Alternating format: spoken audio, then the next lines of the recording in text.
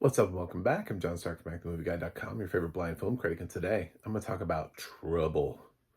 Trouble, trouble, trouble, trouble, trouble. That Ray LaMontagne song. That's what this movie. That's what this is. It's just this. We're going to talk about a song by Ray LaMontagne from a few years back. Uh, so this is on Netflix. It's part of their new trend where they're picking up these like random international films and they're putting audio description on them, and then dubbing them and everything. And it's been a mixed bag for me on this. Divorce was good, but I also had to sit through um, Wages of Fear and what was the other one? There was another one too. It's like two of them were like really bad, and Divorce was good. So is Trouble good? Let's talk about it. It has audio description by Descriptive Video Works, which I think has been responsible for at least one of the other ones. They seem to be getting handed these. So theoretically, you're getting well-written audio description. I did kind of question whether or not this was a real voice, but that sometimes turns out to be the fact that it's just a narrator who just kind of has a little bit of a flatness in their voice, and doesn't necessarily mean that they are. I'm thinking this is a real person who just needs more dynamics in their voice, just a little bit more in the range. Just some inflections every once in a while. Just let me know you're alive and that you are processing and understanding what it is that you're saying. Because sometimes you get an AI voice and they seem sort of like they have no idea what they're saying, and it can be very misleading too. I would say while we're talking about a lot of these films in general, before we've even gotten to Trouble, like what Trouble's about, the Platform franchise is actually a great example of this. So that sounds like a nice voice. It sounds like it might even be human. I don't think it is, because it's a very upbeat voice that's describing horrific things. So the voice doesn't match what it's saying, and it feels like the kind of thing that an AI voice would not be able to react to what it's reading. It doesn't know what it's reading. It's just reading words. And that's what happens when you take the human out of something. Is that humans, we see something and we know what we're seeing, or we read something and we get the context of what it is that we're reading. So it's pretty hard not to react to certain things and to not change the inflection of your voice. And you can kind of tell when that's not happening. We've evolved AI voices to the point where they sound more and more human. But the problem is they're still not reacting. They still don't know. Like right now, I kind of backed off a little bit. They can't do things like this. They don't know what they're doing. They can't kind of, come in with this. There's like a whole performance thing here. Like there's a thing that I'm doing with my voice. I can only just change. I can get really serious all of a sudden and just change my voice and drop it down. Or I can get really animated again. That's the power of human voices and human narrators. So it just was a little flat for me. And I've been a little concerned about the choices that have been made for a lot of these. And Wages of Fear, I got it confirmed because I made a comment about it, and somebody actually even told me which voice was being used. They found the AI voice and they're like, yeah, that's it's like a Windows voice or something like that. Microsoft AI voice. So I got that confirmed that was AI, because I called that out right away. I was like, this is definitely TTS audio. This is AI audio description. Is Trouble? I don't know. What's it about? It's a crime movie.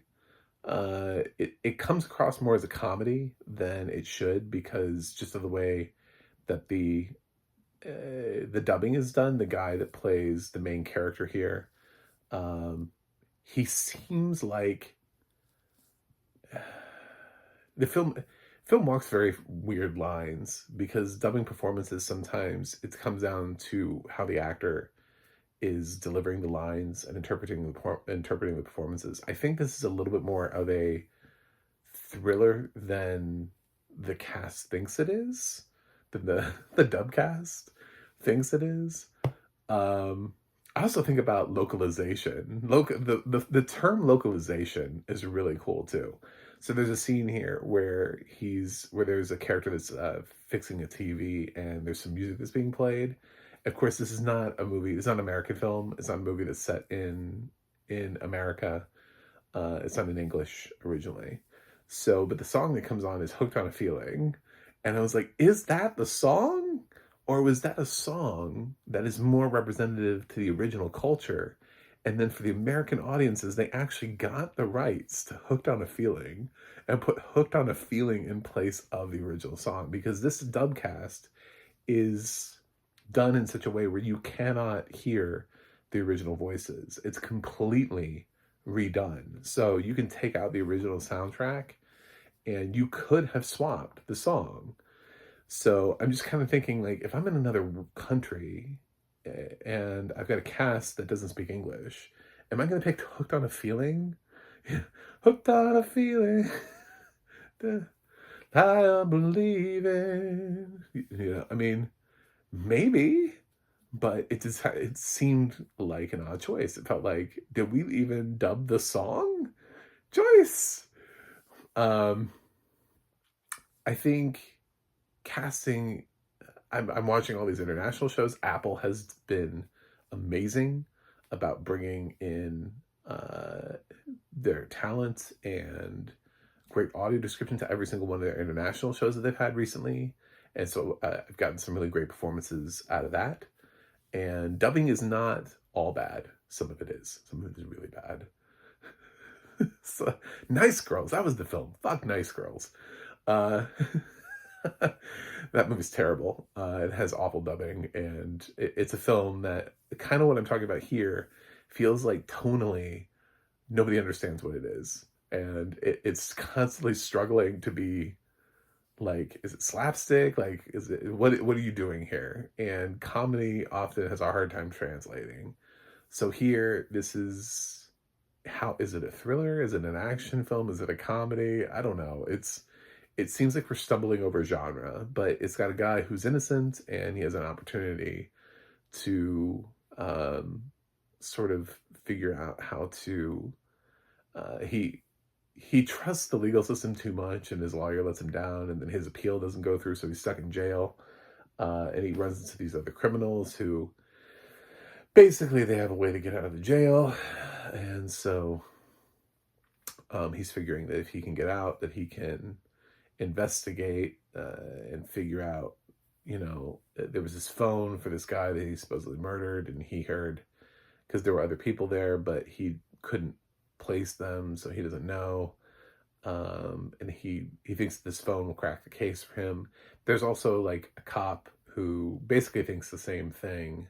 So we see her trying to investigate it. She thinks that he might be innocent too, and is investigating like the, well, what if he is, angle of it. And it's interesting to sort of see this all bounce around. And he just wants to get home to his family.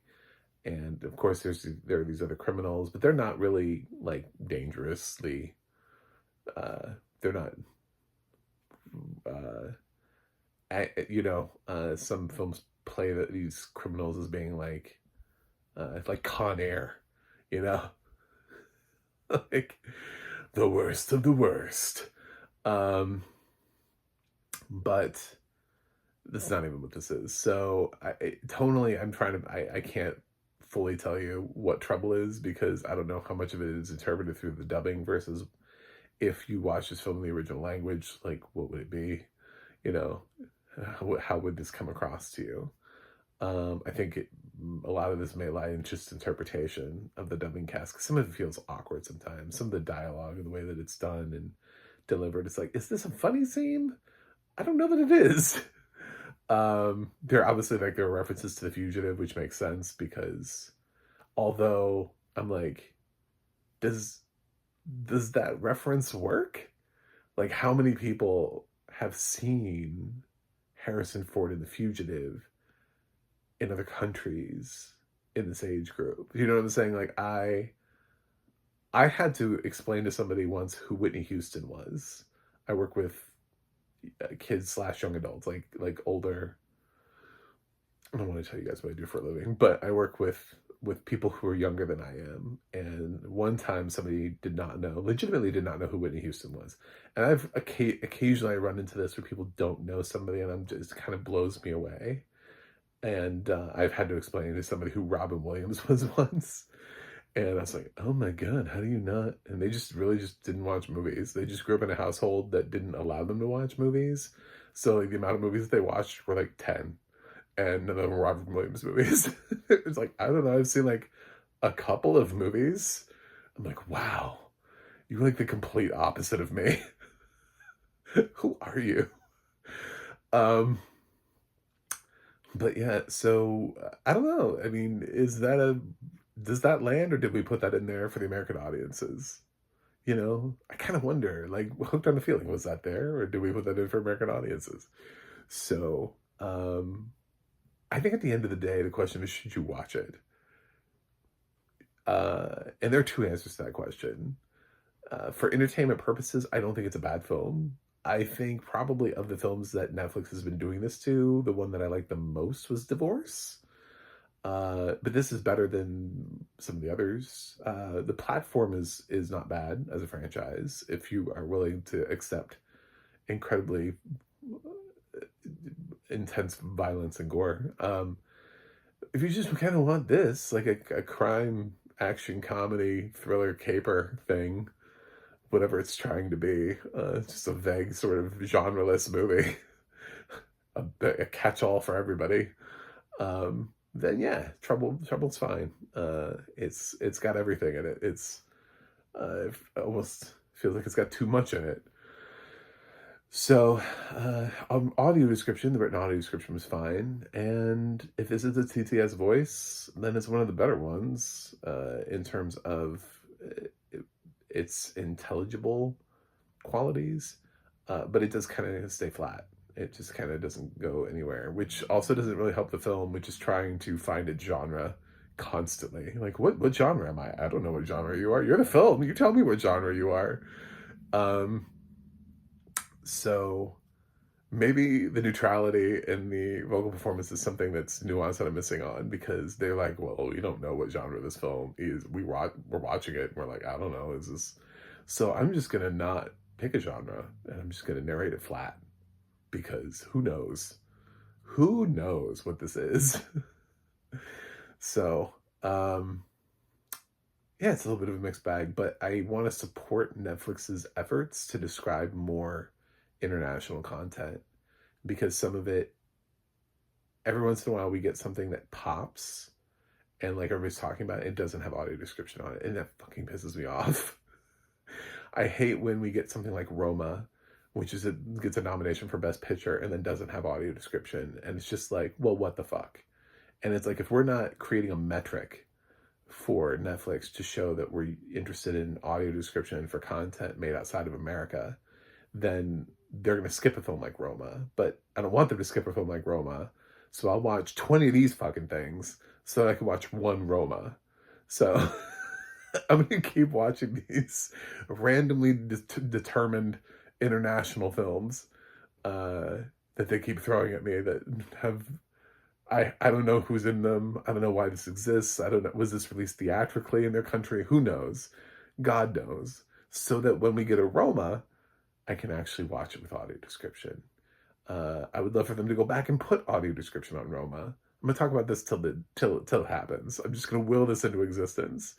If I ever meet Alfonso Cuarón, my first question for him is gonna be, why does Roma not have audio description, sir? And that he will not get to the next question. If I ever make it, if I'm at 300 million subscribers, and everybody's falling to get over and be interviewed by me on my channel, and Alfonso comes in and he's like, I'm so glad, I really wanted to promote my movie on your channel. I'm gonna be like, why does Roma not have audio description? I don't know. I came here to promote my movie. Well, Roma was your movie. Why doesn't it have audio description? Do you do not like me? What have I done to offend you? I don't. Well, your film doesn't have audio description. That's why I'm offended. Do you not like me? I like your movies, dude. I want to see Roma. your movie, put audio description on it. So yeah, Roma and Bardot and El Conde and a lot of very prominent auteur-driven films, but then like Trouble gets it. It's just like it makes no sense. Last year I was able to watch Killer Book Club. You know, it's just like whatever. So yeah, uh, we have to create the metrics. So my answer to you is yes. Please watch this film because even if you just put it on in the background, like even if you give up on it, at least you're running it with audio description. And Netflix is like, oh, look at this. People are using English audio description on these international things. Maybe we should create more. Maybe you should. You know, maybe you should. So I watch all of Apple's crap. I watch all of Netflix's crap. Amazon just dropped Citadel Diana without audio description. Like, what the fuck is the point of that? Anyway, uh, I could go on for days about this kind of stuff. And one of the things about being blind is people are like, oh, well, you should be watching world cinema. It's like, I should. You're right. Unfortunately, most of it's not audio described. Somebody's like, why didn't you see the original The Killer? I don't know. It doesn't have audio description. That's kind of a huge barrier for me. I don't speak Mandarin, so I couldn't watch John Woo was The Killer. So, um, so yeah, I'll watch Trouble. I'll watch Wage of Fear and uh, Nice Girls and all those other films. So that one day, something that actually matters will have audio description. And and I'll get to enjoy that, and it'll be an experience. So, but for Trouble, I'm gonna give it a B minus. It's fine. Divorce is the probably the best, with the platform franchise being like right below that. Of the sort of like randomly, what are these? I'm not talking about like All Quiet on the Western Front, which was my favorite film of 2022. 2022. So, yeah, so sometimes international content can even be my favorite film of the year. Of the year, Netflix. Of the year. Roma could have been my favorite film that year. We'll never know. So, anyway, thanks for watching. Thanks for subscribing. And I will see you guys on the other side.